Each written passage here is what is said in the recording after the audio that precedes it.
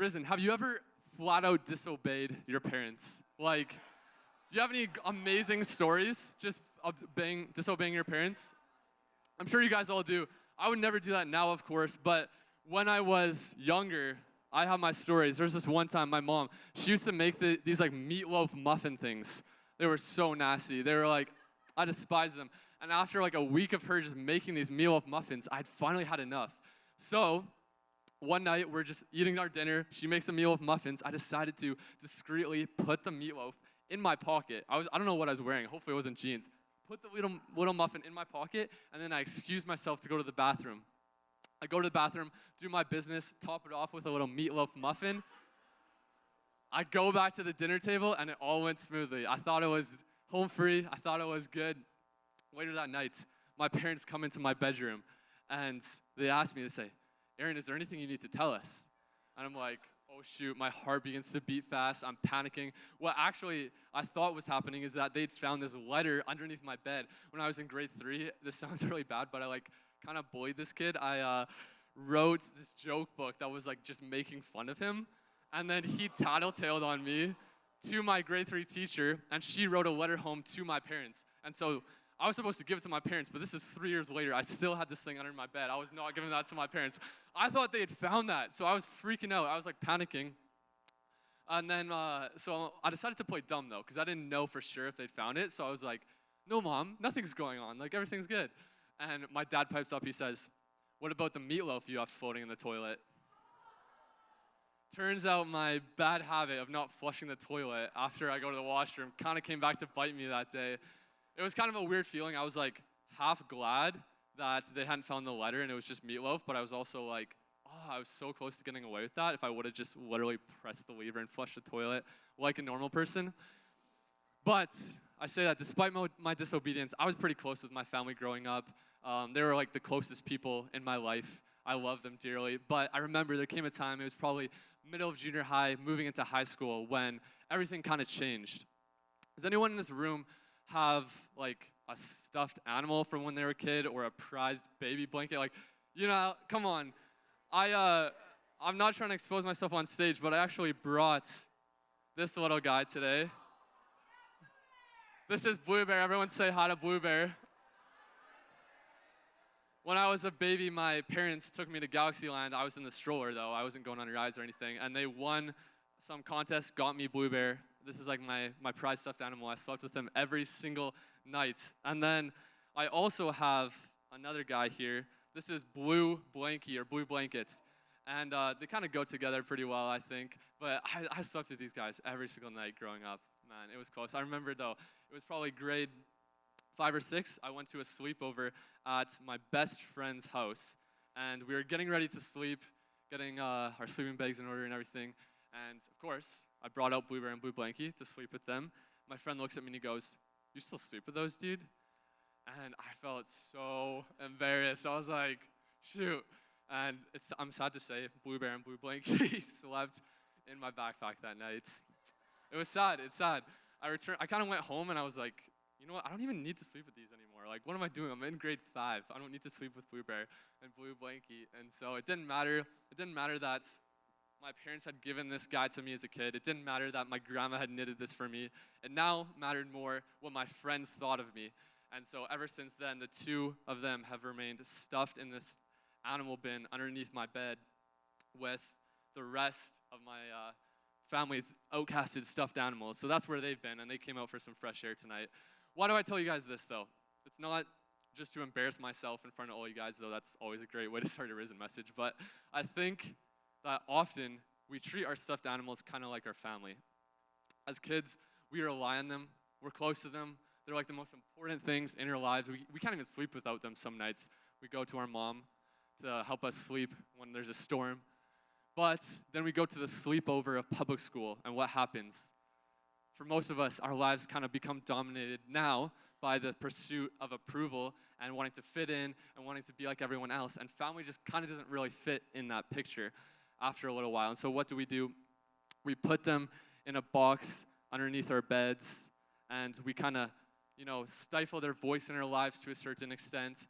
And we only take them out when we need them, when we actually want them to come back into our lives. But the rest of the time, they're just in their box, underneath their bed.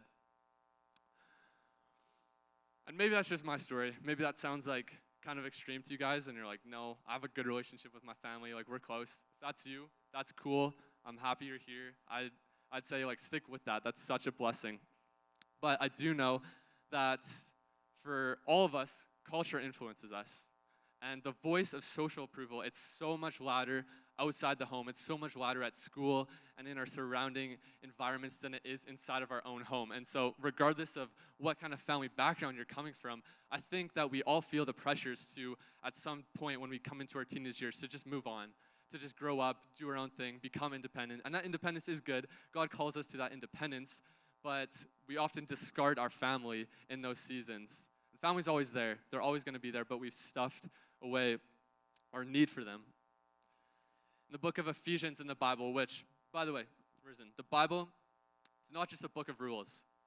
It's not just a book of rules. It's actually what I would say, it's a book of invitation to come and see in the language of Jesus, come and see what life with God could look like. And so maybe you're here in this room today and you don't consider yourself a Christian, or you're just kind of new to Christianity, figuring these things out. And I'd say, hey, you can read the Bible. Like, you don't have to be a Christian to read the Bible. You can come and see what life with God can look like. Just read some stories in there.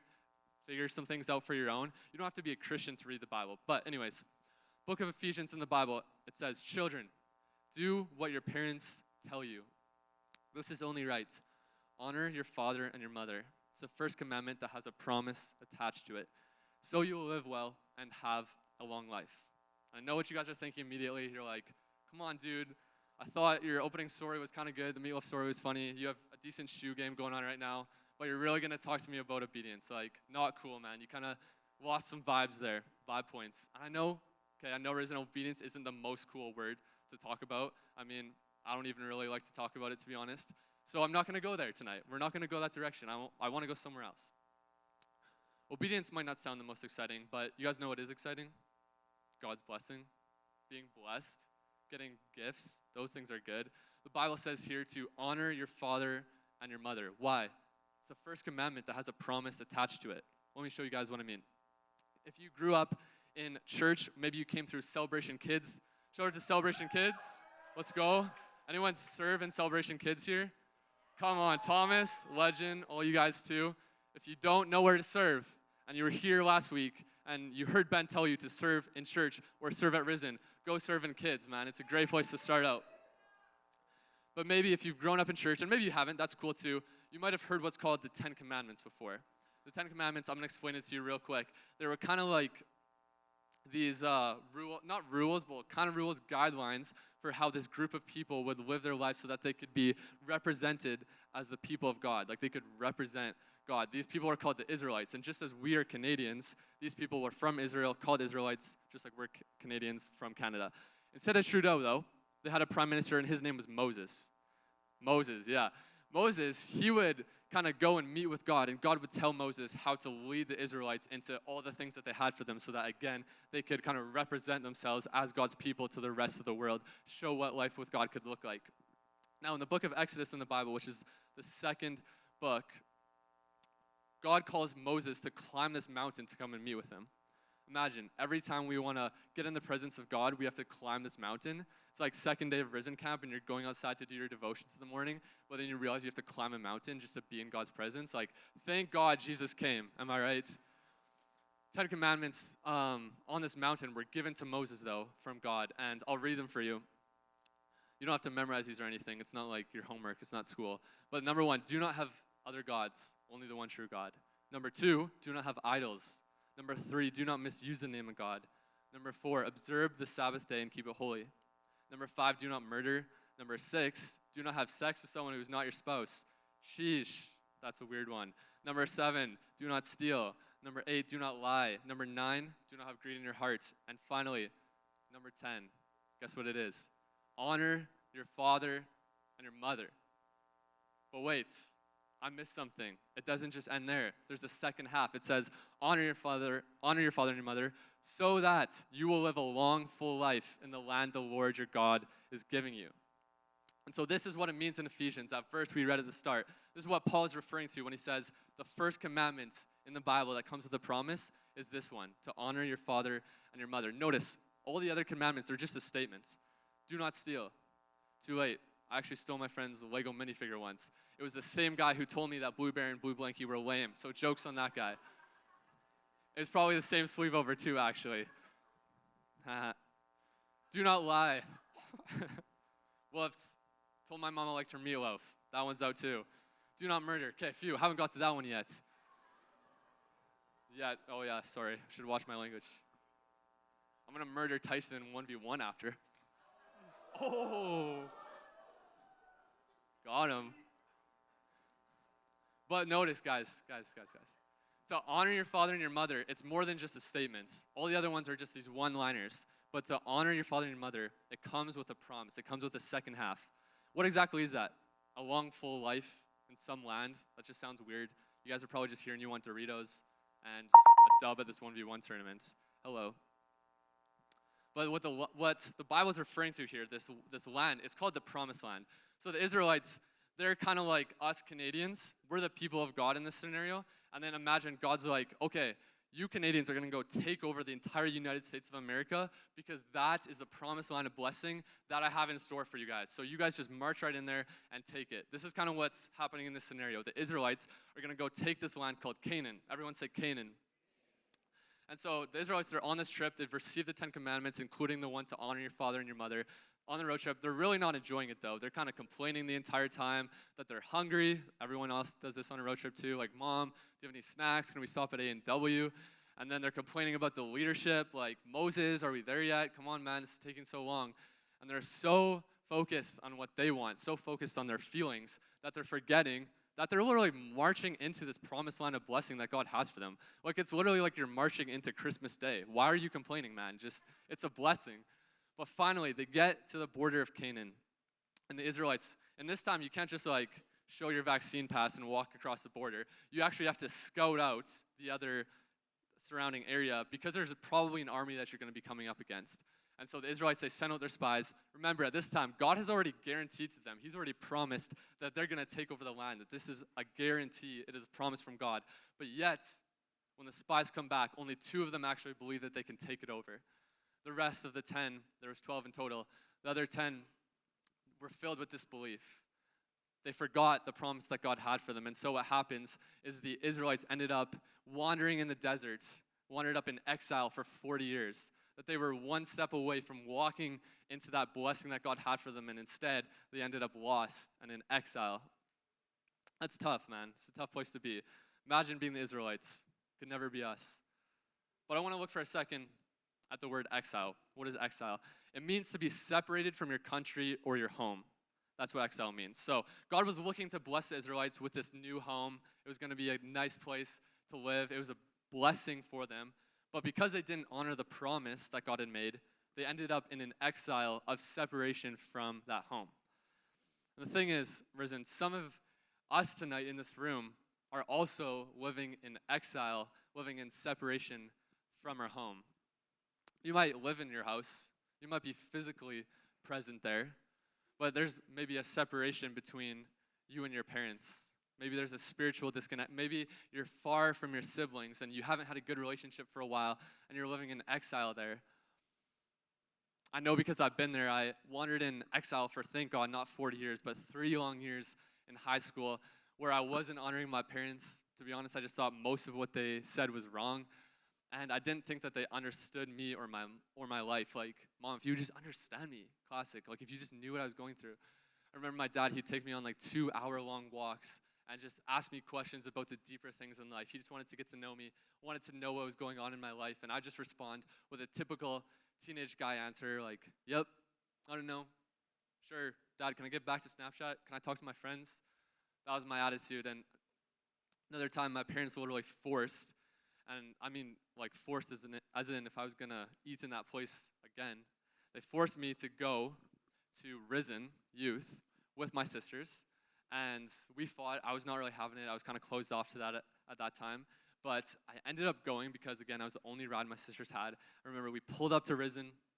I walked inside, and I was like, nope, not having this. But what caught my eye was the poutine shack. There was poutine at that time. We got to bring that back, by the way, Sophie. We got to get poutine back at RIZN. And so what I did was I grabbed a bowl of poutine and I walked back outside, sat in my car, and listened to Drake for the entire night. No joke. And it wasn't even just a 2-hour night. It was actually Fear Factor, so it was 3 hours long of me just sitting there. And I couldn't run my car because I didn't want to drain the battery, so I was just listening to my phone on my phone speaker, eating that poutine. I was probably listening to Marvin's Room because I was in my feels, like something like that. Only some of you guys know that song. It's probably a good thing you don't. But hear me on this. It wasn't because RIZN was lame that I was closed off to it. RIZN is sick, obviously. RIZN is like the best place to be on a Friday night. But it was because my parents had kind of forced me to go. It's because my parents were trying to speak into my life that I was closed off to it. I'd already put them in a box underneath my bed. I was already closed off to them. And so I was living in exile from my family, living in separation from the blessing that God had for me. But RIZN, well, exile means to be separated. The word honor, as it is written in the language of Hebrew, which is the language that the first half of the Bible is written in, the word honor means to give weight to. So exile means separation, honor means to give weight to. That means that to honor someone or to honor something is to give weight to their influence in your life. For example, I'll give you a good one. Anyone here a Steph Curry fan? Any Steph Curry fans in the room? My man Luke, let's go. Steph Curry is my favorite basketball player. So I'm not gonna lie, if he was to walk in this room right now and he was to tell me, hey Aaron, leave in the middle of this RIZN message, leave your family behind, leave everything you've ever known, and just come fly to Oakland and be my personal ball boy. If Steph Curry was to do that, I'd probably walk out this door and go follow him. Sorry, Sophie. I don't know what you'd do, but pick up the message or something, read my notes. But because I honor Steph, I give a lot of weight to his words. I give a lot of weight to his influence in my life. And so I would follow him wherever I needed to go. So exile means to be separated. Honor means to give weight to. Does that make sense to you guys? So RIZN, who are you giving weight to in your life? Maybe it's Steph Curry, or maybe it's your friends. Do your friends hold all the weight in your life? Does a girlfriend or a boyfriend hold all the weight in your life? Or maybe you're not there yet. Maybe it's just a crush that holds all the weight. Ultimately, we function best when God is first and foremost having the most weight in our lives, when we're honoring him first. But as we've already seen, God doesn't just want us to stop there, that he's called us to honor our families, honor our father and our mother. And as a little added incentive, he has attached a promise to the other side of it, that it's not just this command where we have to obey, but he's actually attached blessing to it. I want to show you guys a little illustration with this scale that I whipped up. I went all Bob the Builder mode this week. What do you guys think? It's very cool, right? So it's not balanced. Give me a second. Let's pretend for a second that this plate on the left here is us. This is us teenagers, us young adults. And then this plate on the right is our beloved families. Now, as I'm sure you know, honoring your family isn't really an easy thing to do. Let's be real. We're like the most lazy, apathetic, bummy people around our families. Why? Because we don't have to put on a front for them. We just come home and we just kind of like vomit the rest of our day on them, vomit everything that happened, and they often see the negative parts of us more than anyone else. So it actually takes intentionality to honor your family. But let's say, RIZN, you come home from school and your mom asks you to help out with something around the house, and you're not really into it. You'd rather go do your own thing that you usually do, but then you remember, wait, God has actually asked me to honor my father and my mother. God has called me to do that. And so instead of disobeying, you decide to add some weight to their life. What happens in that moment when you follow them? You add some weight, and then let's say your parents, they don't want you to go out for the night. It's another night, you want to go hang out with some friends, and you're tempted to just go all Bruce Banner, Hulk mode on them, and get what you want, or give them the silent treatment, whatever it takes. But then you remember, wait, God has asked me to honor my father and my mother. And so you listen. You might not agree. You just want to hang out with friends. They'll still be there the next day. You decide to obey your parents. What happens is you add some weight to your parents' side. You add some weight to their influence in your life. Maybe you're here and your parents don't share the same faith that you do. And it kind of frustrates you. Like, you love them, you pray for them, but they don't have the same standards, expectations, morals that you might be following. And so it's tempting to blow up in frustration at them, but then you remember, wait, God has asked me to honor my father and my mother. And so you add weight, you pray for them, you love them in perseverance. Or maybe you just befriend your parents. Maybe you just ask them, Mom, how's your day? Dad, how's your day? Or maybe it's a sibling that you need to repair a relationship with and become friends with again.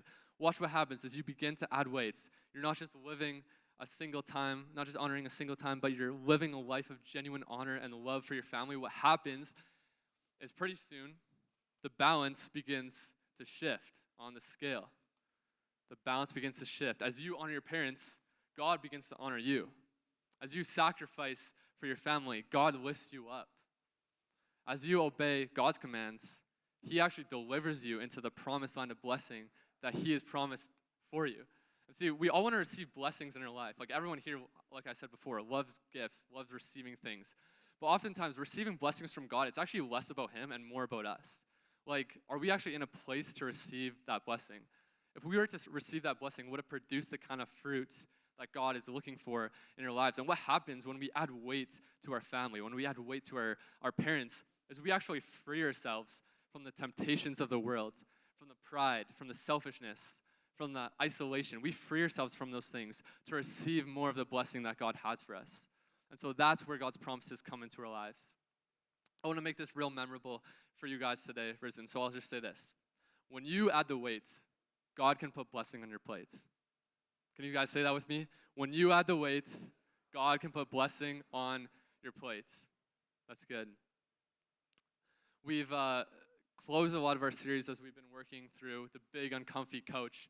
We've ended most of our messages with these practical tips on like how to be a Christian in school, how to be a Christian at church, all these things. And those are awesome. And I'm actually not going to do that same thing tonight. Number one, because I think a lot of you guys in this room already know what you can be doing, that you can be praying for your friends, that you can be serving at church. And number two, though, is that when it comes to honoring your family, I'd say it's less about what you're doing and more about how you're actually doing it. In one of the biographies of the life of Jesus, just this guy writing down everything that Jesus does.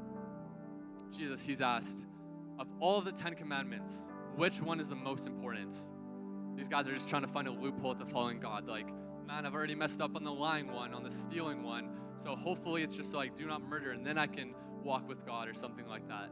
And Jesus, instead of giving them just an easy, straightforward answer that they're looking for, instead, he says, everything, all of the laws, not just the 10 of them, but everything that you've heard, everything you've been taught, it can all be summed up in two things. Number one, love God. And number two, love others. Love God and love others. So when it comes to being a Christian, regardless of where we are, if it's at school, church, somewhere else in the world, our families, it's just about that. It's just about those two things. Loving God, loving others. Everything we do flows from this. That includes honoring our family. So we don't add the weight just so that God can put blessing on our plate. We don't honor our father and our mother just so that we can receive from God. We do that out of love. And we do that out of a genuine place of caring for our family. The Bible says that every way of a man is right in his own eyes, that everything I do is cool, but the Lord weighs the heart. The Lord looks at the heart. And so when you add the weights, God can put blessing on your plates. But you can add all the weights you want. You can go like beast mode, just adding weight to all of the relationships in your life, to your friends, your family, whoever. And at the end of the day, God comes. And rather than weighing what you've done, He comes and He weighs your heart. He weighs your heart. So RIZN, if God was to weigh your heart, what would He find? What would He find? Would He find a heart that is weighed down by comparison, jealousy? Would He find a heart weighed down by lust, selfishness, greed? Would He find a heart that's just tired, just lethargic, not really caring about anyone or anything, just doing your own thing? What would He find if He was to weigh your heart? There's no shame here. Everyone in this room has something weighing on them, including the RIZN leaders. Every single RIZN leader here has something weighing on them because we need God. We cannot do it alone. But just like we can add weight to our parents, and it's a good kind of weight, it's a weight that honors them, we actually honor God when we give Him our weight. It's a way of saying, God, I actually need you in life. I can't just do what I've done on my own. I need you to partner with me. I need you to take the weight of the world and walk with me, learn from me. We honor God. It's a way of honoring what Jesus did at the cross, of saying, Jesus, I need what you did there. I need you to take the weight of sin. I need you to take the weight of this world from me. So we honor God when we give him our weights. And RIZN, God is jacked. God is deezed. He can take any and every weight off of your life. It doesn't matter how heavy, it doesn't matter how high that weight is. He can lift it off. But RIZN, he's also a gentleman. He's not going to do anything for you unless you let him, unless you invite him in. Jesus, I love this. In one of his most famous sayings, he says, I'm not going to lay anything heavy on you, nothing that's going to weigh you down. Just keep company with me. Just walk with me. Just hang out with me, and you'll learn to live freely and lightly. Freely and lightly. It's so good. And so as we close in this moment, it's the invitation for all of us. That option A, listen to this message, acknowledge it as either good or bad, walk outside, crush the basketball contest, go home, and then feel the weight on your heart again. Feel all that burdens. You feel the weight of the world. Or option B, you would take advantage of this moment. You invite God to come and take the weights, to come and take what's been weighing on your heart, the weight of the world. And he's not going to lay anything heavy in its place. He's promised to do that. It's going to be light, and it's going to allow you to live freely, free to love, free to love others, free to honor your parents, to be in a relationship with them. Two options for you tonight. There's no pressure at all, no obligation. Everyone here is at a different place, and that's good. But it's still a decision that we have the opportunity to make. And so if I could just ask everyone to stand first to honor this decision. It's an important one. Thank you. And number two, as you stand, could you close your eyes? Just to make this moment personal. It's just you and God right now. Doesn't matter who's beside you. And maybe you've already made this decision before. If that's you, that's cool. I'd say just talk to God. Give him the weight that's on your heart. Release that over to him. But if you haven't made this decision before and you're here and you want to take that option B, to give God the weight, to accept that invitation of Jesus, to make company with him and to learn to live freely and lightly. If that's you, no one's looking right now, but could you just lift your hands right now? This is you inviting Jesus in. This is you saying, God, I need you. God, I take the weight. Thank you, God. It's a moment of faith. You guys can put your hands down now. And RIZN, let's pray in agreement and in faith with those who made that incredible decision now. Repeat after me. Jesus, I invite you into my life. I believe that you created me, died for me, and are living through me now. I give you the weight. Teach me to love you and to love others. In Jesus' name, amen. Thank you, RIZN.